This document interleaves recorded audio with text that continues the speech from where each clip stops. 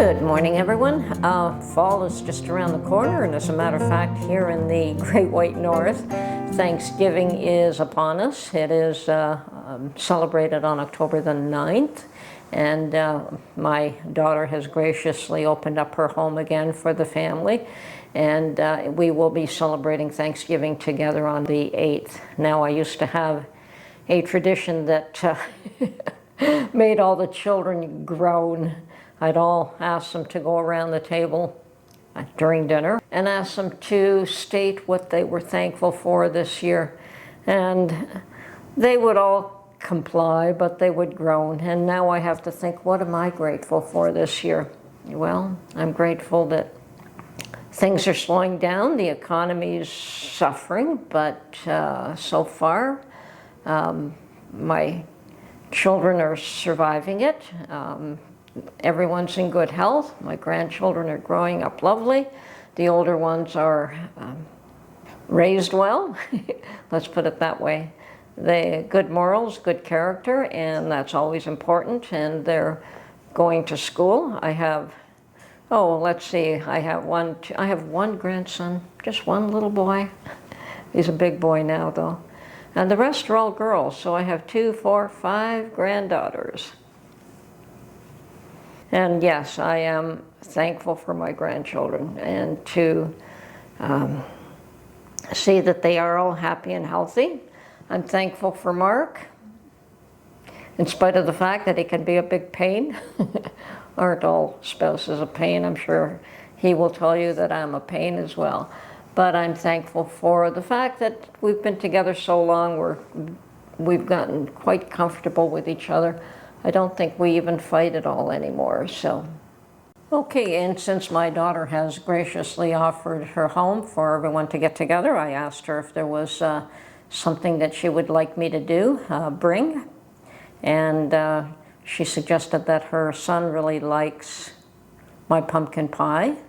And I know her daughter likes cherry pie, so I'll probably do something for the both of them. And my daughter herself likes apple pie.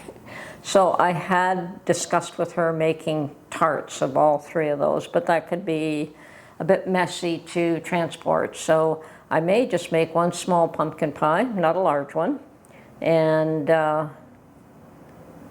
maybe make tarts for the rest, cherry and apple tarts. So I'm gonna pull out my little tart presses and come up with something for filling for the 2 of those. And I've already made biscottis for my son-in-law, who is, actually I was bragging to him one day about how I make the best biscottis ever, and he said, well, where are mine? Where are mine? I said, you want biscottis? I'll bring you some. And I did, and he was just thrilled with them, fascinated with them. So I brought him a second batch, and my daughter wasn't too pleased because she's one of these that really does watch what she eats, and she's trying to help him watch what he eats. But in the end, she told him with the second batch, take it to your office. She had a couple, but take them away from me. Take them to your office and share them with the people you work with. And so that's what he did. Now I have made some for him for Thanksgiving.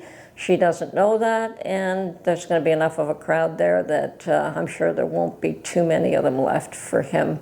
So, and she can have her 1 or 2 if she wants. But I'm sure there's going to be more than enough, and her thought was that she wants no leftovers. So I suspect everyone will be making plates to take away with whatever is left over, whether it's desserts or whether it's the meal itself. So. Fortunately, I don't have to plan that. No, Mark used to always do the turkey. When we had Thanksgiving at our home, I was never a fan of getting my hands on that turkey, but he always rose to the occasion and made an awesome stuffing. And, you know, he took his time and he took over the kitchen. And I used to try to prepare all the desserts and all the other side dishes around him. And I would do all that. And of course, the cleaning up of the house before that. I mean, it's always necessary to clean the house if you're going to have guests over. But once again, this is something I don't have to worry about this year, which is nice. So I was at the stores a couple of days ago. I went both to Costco because I needed to get some bulk items, and that's where you go for that sort of thing. And then I just realized that, yes, I did go to the regular shopping. I mean, Costco always looks the same. They always have a ton of produce, a ton of food. Grocery stores can be a little different. They can be full of food, or you can have shortages on your shelves. Now, I was there. As I said the other day, I went both to Costco, and then I went, what did I go to the regular stores for? Oh, yes, the cranberries. And I noticed how the store was absolutely full of fall produce. Outdoors, there were tons and tons of pumpkins, as well as inside. Outside, you had the larger ones that were for show. Inside, you had the little pie pumpkins, which I did buy one of them, as well as the cranberries that I made the cranberry juice, and cranberry juice looks awesome. I think I will make another batch, and if I can't find cranberries now, I'm sure I'll find more around Christmas time, which is not too far away. So every Thanksgiving and every Christmas, we have cranberries on the shelves. Other times of the year, you're lucky to find any at all. But so this is the time of year to make it. And I noticed that the stores were absolutely chock full of harvest, the fall harvest. Indoors, there were bins and bins of apples and cabbage and peaches and nectarines and fruits, and you name it, there was just everything available. So especially the apple, quite a variety of all different kinds, and all in bins, and very well priced. At 88 cents a pound, rather than $1.59 and up, which is the normal price for apples, or the standard price that I've seen lately. So I'm going to go back to the store today, and I'm going to pick up some things that I want to make an apple turnovers. I want to make cherry turnovers. The biscottis are done, but I still have a few things that I have to prep for, and I don't want to make those ahead of time. Biscottis you can make ahead of time because they stay good for a long time. Anyway, I'm off now, and I will probably be doing a lot of baking very soon. Happy Thanksgiving to everyone in Canada, and I'm sure we'll be wishing you all in the U.S. a happy Thanksgiving pretty soon. We have holidays one on top of the other every fall. Thanksgiving, Halloween, and Christmas, and then New Year's, all one on top of the other, and it just seems to be a mad dash from one to the other. Believe it or not, the stores are already having Christmas decorations out. There's Halloween and Christmas decorations both out at the same time, as well as Thanksgiving decorations. So busy time of year, and yes, a time to be grateful for everything that we see. Fall harvest is plentiful. Maybe my garden wasn't, but sure enough, the farmers seem to have done okay. So that's definitely something to be thankful for. Anyway, I'm off to the stores, and if I have some time, I might even hit the thrift store today. Oh, I also spent the last day or so rearranging my indoor plant area, and I'm not really good at growing plants indoors, and especially in this environment, just because there isn't enough light.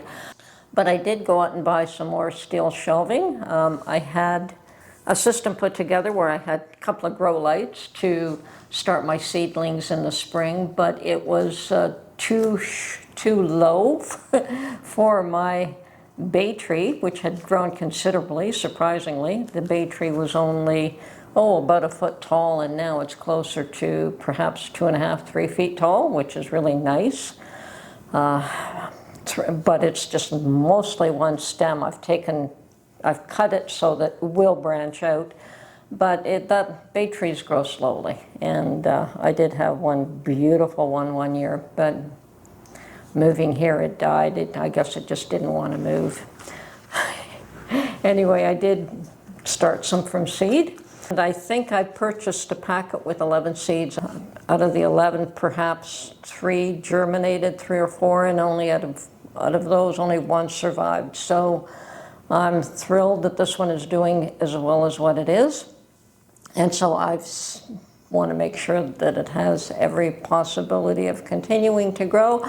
So I have rearranged the shelving. I've bought an extension to it, put the lights up at the top, the plant at the bottom, and was one single plant in this container, and then I thought, I have these other orchid cactus cuttings that I ordered. Now, the orchid cactus is an absolutely gorgeous flower, and as a matter of fact, my little emblem, instead of my face, you see a red orchid cactus, and that was from a plant that I grew years ago, and it was absolutely gorgeous when it flowered.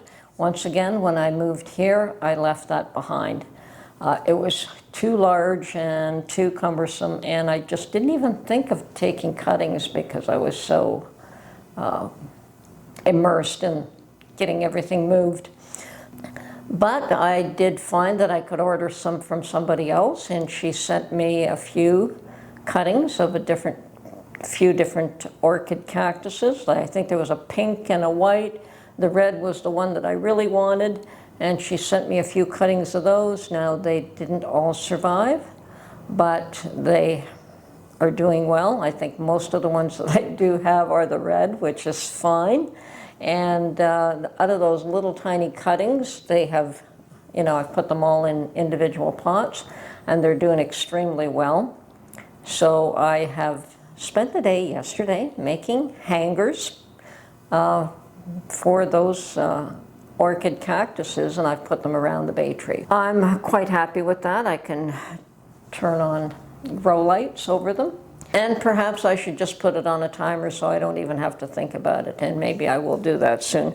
But being Thanksgiving, I'm focusing on Thanksgiving today and for the next few days until this holiday is over.